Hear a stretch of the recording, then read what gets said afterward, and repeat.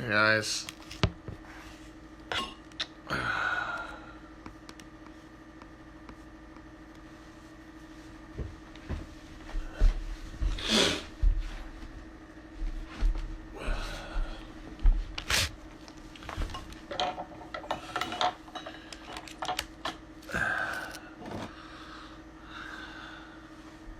Hi, Lana.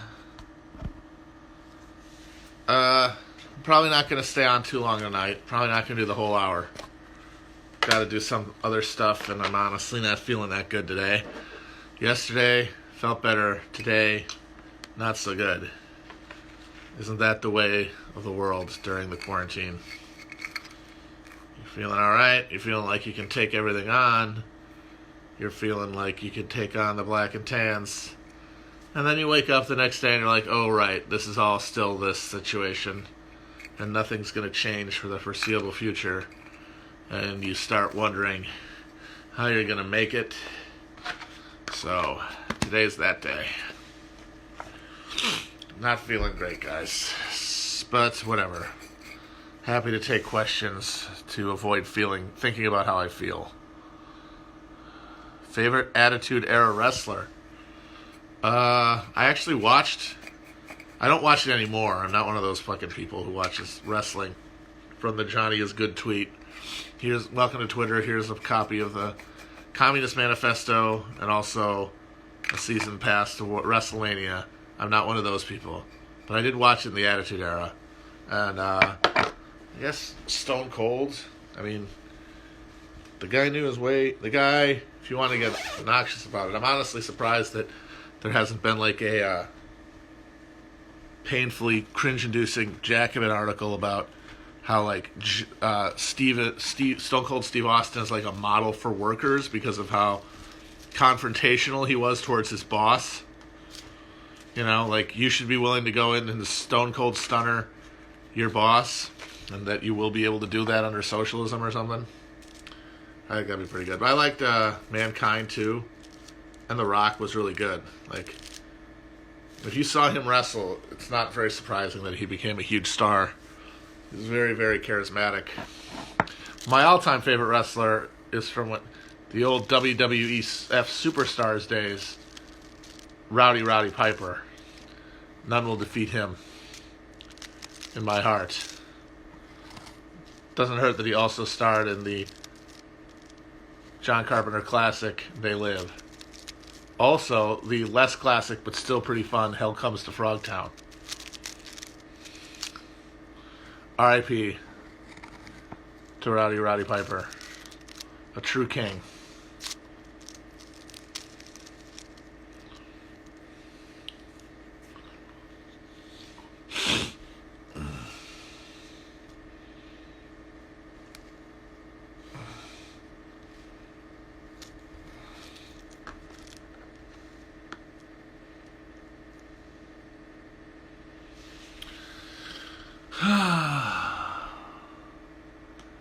But the thing is, alright, that's actually an interesting question, the question about fucking, revisionism. Because, like, when does revisionism stop? Because, as many have pointed out, like, if you are a Soviet apologist, like, basically for the Soviet Union post the death of Stalin, then, you're a revisionist. And honestly, if you want to get really buck wild with it, socialism in one country was also revisionism from what the Bolsheviks thought when they actually seized power. So where the hell are you supposed to go back to find the non-revisionist shit? I mean, you could say having a revolution in a country made up of fucking peasants was a fucking was pretty significant revision. So where the hell is this pure strain Marxism supposed to be that you're revising from? The book itself, the works themselves. Sorry, that doesn't cut it. Because that's just now you're literally talking like Bible shit. Now you're talking about like now you're like a fundamentalist for like what, capital? Pretty dumb. So yeah, I don't think that word means anything.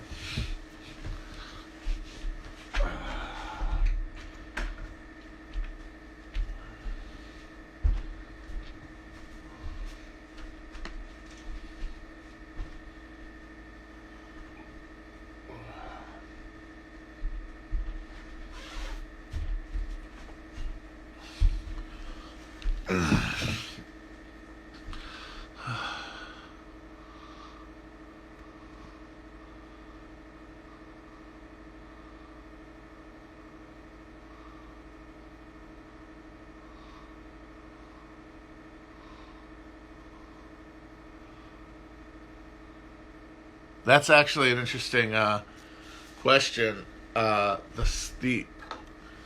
From what I understand, the consensus among political scientists is that he would have won without Perot, because Perot would have took more from Republicans than from him. And I think there's probably something to that, but who knows?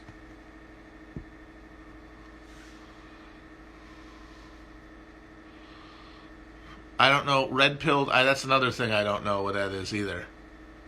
I don't know. Racist? Is that what red pilled means? Misogynist only? The Coen brothers don't get enough flack for how many duds they have. They have basically like one dud. And that's even that one you could argue about. Idiot. Well, I mean, obviously every term has value from like an epistemological perspective, but I mean in practical terms, I don't know what anyone means when they say a revisionist.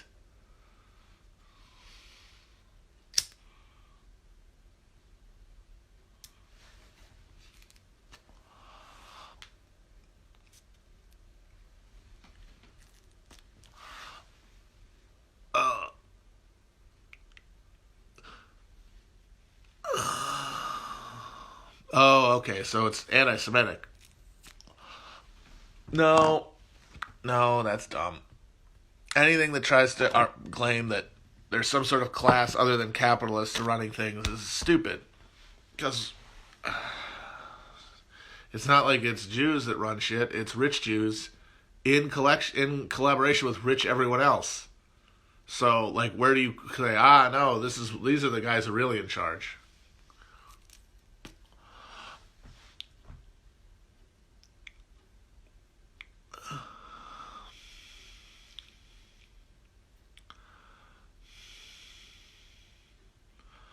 Oh shit, Culver's is doing menu items shit? Like what? Poutine? I wouldn't be surprised if they did poutine. They got the cheese curds already.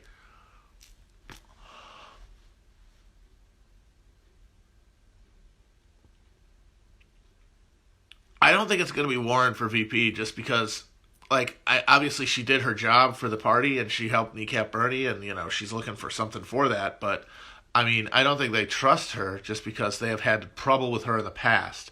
Like, a lot of reasons that people who should have known better sort of gave Warren the benefit of the doubt. I mean, and some of it was cynical, but I honestly feel some of it was earnest, is because of her antagonistic position towards Obama during the bailouts. And I feel like that's not going to be forgotten. Not when you have options, and not when you don't have to give it to her. I mean, what's her leverage right now? She's already endorsed Warren. She has no leverage. So I'd say it's probably somebody who they're more confident of, like Warren, Harris possibly. I guess maybe it comes down to how scared they are of Bernie people sitting out. Although the idea of them trying to mollify Bernie people by giving it to fucking Warren is pretty fucking hilarious. I'm going to have an inebriated past hopefully within 2 weeks about Upton Sinclair in 1934. I like that Whitmer is trying for it by like turning Michigan into a police state. I think that's pretty funny. Like, notice me senpai kind of shit.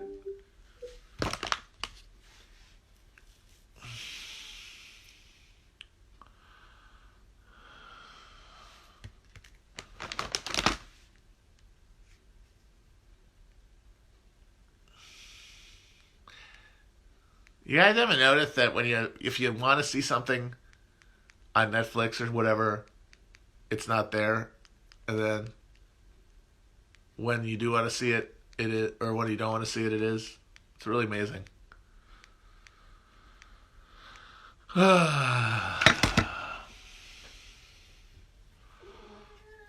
Shut up. Cold War movies. Well, I've said that if you're doing a Cold War project, you should show two movies back to back to illustrate where the two countries, the two main protagonists of the Cold War, psychologically and were after it. So you watch, to show America, you watch Kelly's Heroes, a bunch of dudes going on a fun adventure in Europe where they come back with a bunch of gold, and Come and See, where the Daryl Wangler Brigade does fucking genocide in a village in Belarus, and some poor kid has to like live with the memory of seeing it.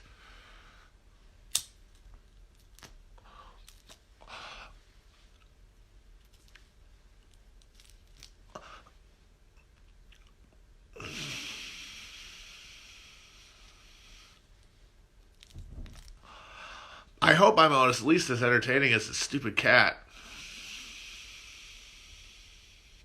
Well, obviously, Dr. fucking Strangelove is a genius film and probably my favorite of the, of Kubrick's films.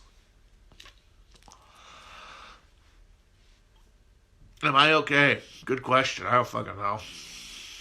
I don't fucking know, man.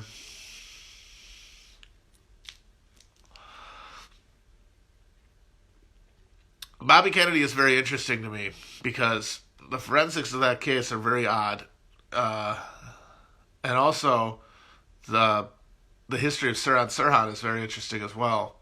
He literally was treated for a head injury that he suffered falling from a horse because he was a jockey at a hospital that was receiving MK Ultra funding. And then you look at the automatic writing in his diary, which is very much different than like something from, say, Arthur Bremer or some other mentally ill assassin. Whereas, like, you know, instead of it being disordered thinking, it's not thinking at all. It's just like reciting words over and over again, almost like trigger words. And then you have the fact that, you know, stippling to the back of the head and the claim that the shot was fired from in front. Thane Eugene Caesar and his .22 caliber Ivor Johnson pistol that he claimed he sold before the assassination, and then when they finally found the guy he sold it to, he had a receipt for after the assassination. Very interesting. But anything like that, I've kind of decided that knowing yes or no is sort of pointless because it doesn't change anything, and it doesn't even necessarily change your analysis of like political actors. And there's no way to know. So I just kind of do shruggy emoji. I do like reading about it and stuff like that, and I always find it very interesting.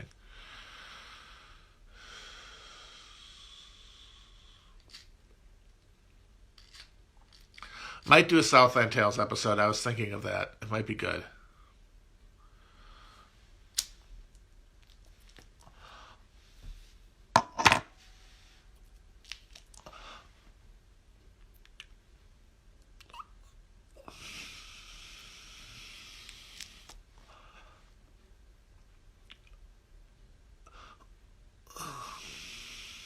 I don't know, man. Doing something about the Whitlam government in Australia. I mean, it's Australia, for God's sakes. How seriously should anyone take anything that happens there? Not a real country. At all.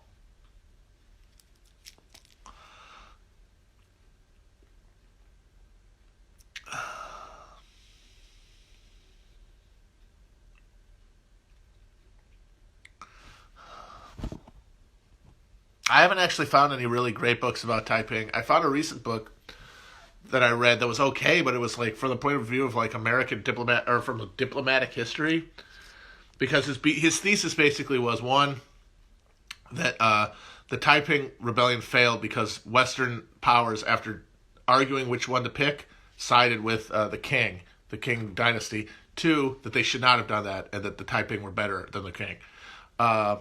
And that's interesting, but it doesn't really give you the whole thing, and it definitely focuses on like the last half, and it's not really from the point of view of, you know, the people within it, so it's hard. And then there's a couple others I've read that kind of focus a little bit too much on like the specifics of the theology, which is kind of boring. So I have not heard of anything great yet. It's a fascinating topic and widely understudied and underwritten about and underknown about, considering that it killed like 30 fucking million people I mean, my God, the American Civil War didn't even crack 1 million around the same time.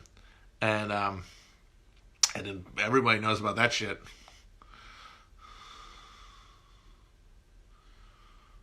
Yeah, so, well, thank you. I asked about the Natural Law Party, and a number of people have let me know that it was all about, like, TM, like Transcendental Meditation, and, like, westernized Hindu shit, like the Vedas. So that's funny. Who are you into the English Civil War and Oliver Cromwell at all? Baby, who isn't? Who isn't into that? Shit's great. Levelers, the Diggers, the fucking Grand Remonstrance, Rump Parliament, fucking Long Parliament, the Bare Bones Parliament, motherfucking Marston Moor, the fucking raising the Royal Standard at fucking Oxford. Hell yeah, Siege of Bristol. Digger, yeah, come on. Jared Winstanley, fucking John Lilburn, motherfucking Prince Rupert of the Rhine. What's not to love about the fucking English Civil War?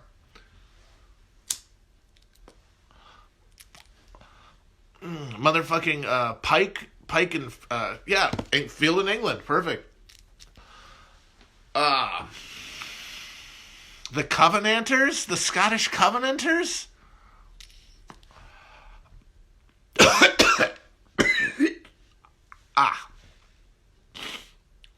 Tumbledown Dick Cromwell. Come on. If the South had won the Civil War, the CSA would have joined the Axis. That very theory is postulated in the Harry Turtledove How Few Remain books, which postulate the South winning the Civil War, the U.S. and the South being engaged in World War I. The treaty system that went under World War I, with the U.S. being part of the triple, I believe, entente of the Triple Alliance. It's so frustrating. They're both it's Triple Entente and the Triple Alliance, but the Triple Alliance with Germany and those guys, Austria-Hungary, and the Confederacy joining with England and France, because those were the guys who gave them their independence. And so there's trench warfare in the U.S., like along Virginia. It's like the Somme. And the U.S. and Germany and Austria-Hungary and the Ottomans win in this version. They impose an onerous peace on England and France and the U.S. And so then a Hitler-like figure emerges in interwar America. Socialists rise to power in the U.S. And World War II happens with the Axis, with the CSA being in the Axis, but in this one, instead of the Axis being Germany and Italy and Japan, the Axis is the Confederacy, France, and England, because they were the ones who lost. The theory being that that's what led to fascism, was basically losing World War II. Losing World War I, in Germany anyway. Italy, it's a little more complicated. Anyway, so yes, that's a long way around to saying this. CSA would definitely have been in the Axis, in some version of the Axis, if there had been a World War II.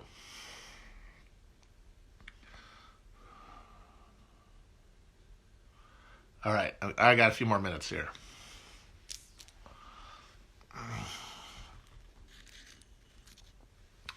Shut up, it's cool.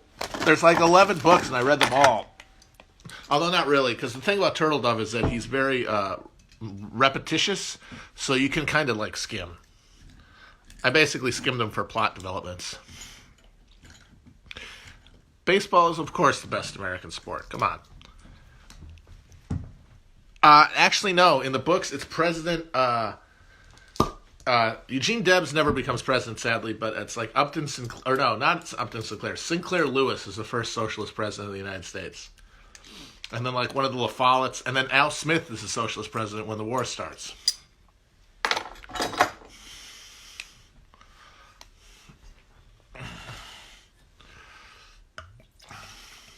Chomsky is an old man who believes in parties.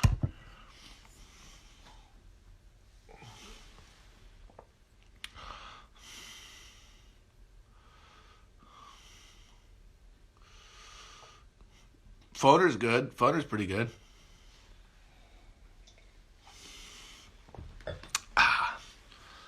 What's your name? Who's your daddy? Is he rich like me? Is it taken any time?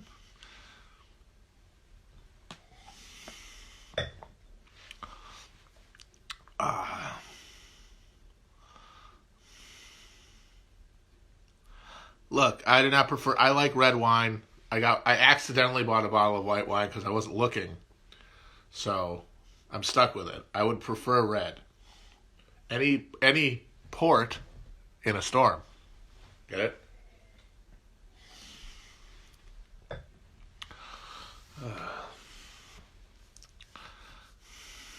Of course, to speak of this, of course, to speak of this Instagram live, the performance of an ego transcending itself into language. Of course, we see within this the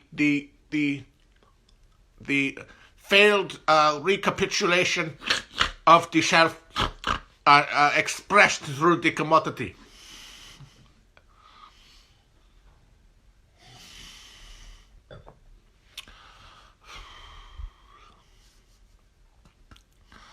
Merlot is good.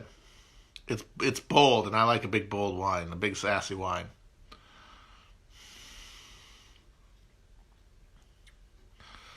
I don't understand why everyone wants me to wear a different jacket. Do you guys not wear the same jacket every day?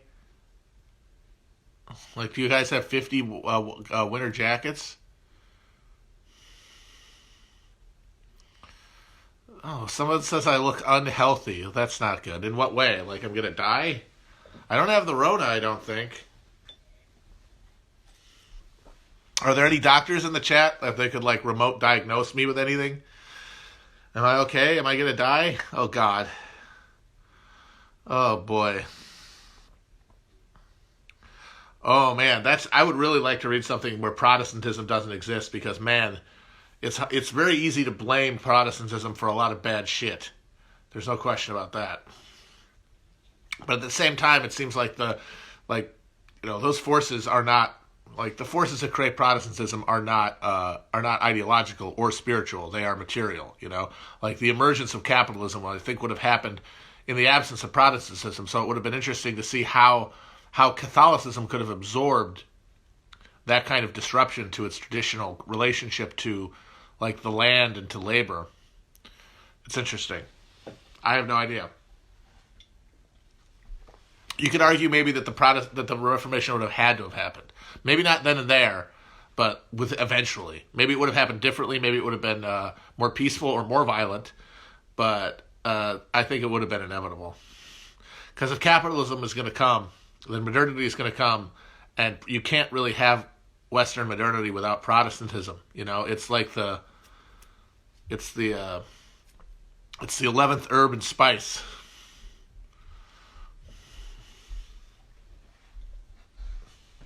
And I would really like to talk about how by the time Protestantism gets to the United States, it's not even Christianity anymore. It is legitimately not Christianity. It is a pagan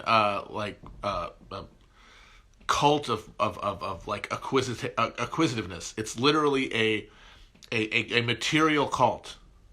It is Moloch worship. I mean, it is. It's the great stone owl. It's Mammon. It's everything. It's everything evil.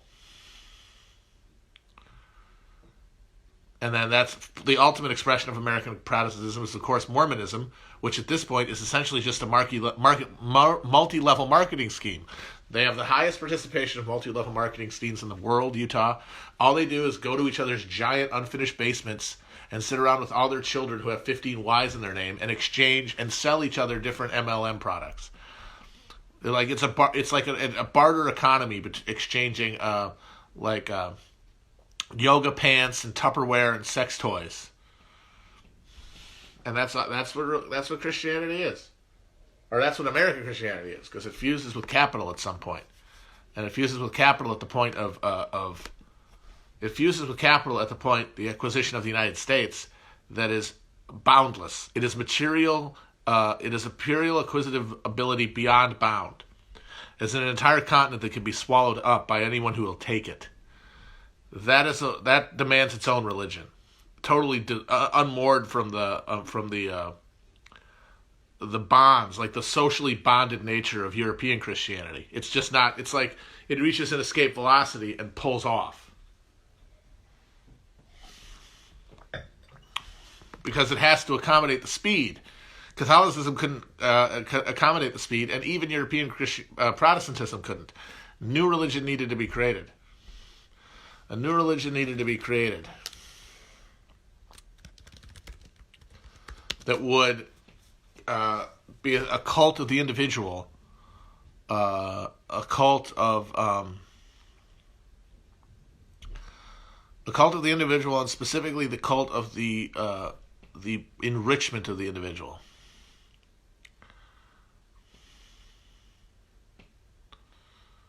That's why this Felix Gilman's books are so good. The way they talk about, like, it's kind of steampunky, but it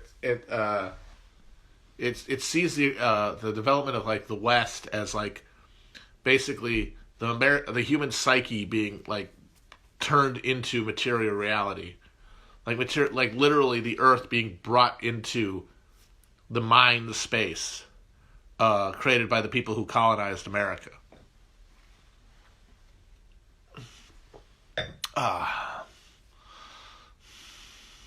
Islam, honestly, maybe, who knows?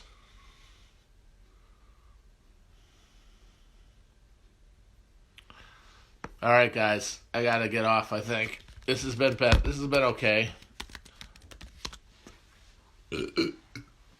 I think I'll feel better tomorrow.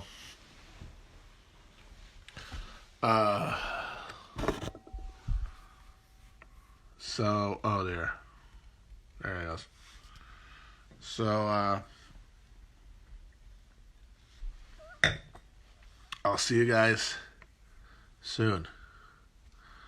Bye-bye.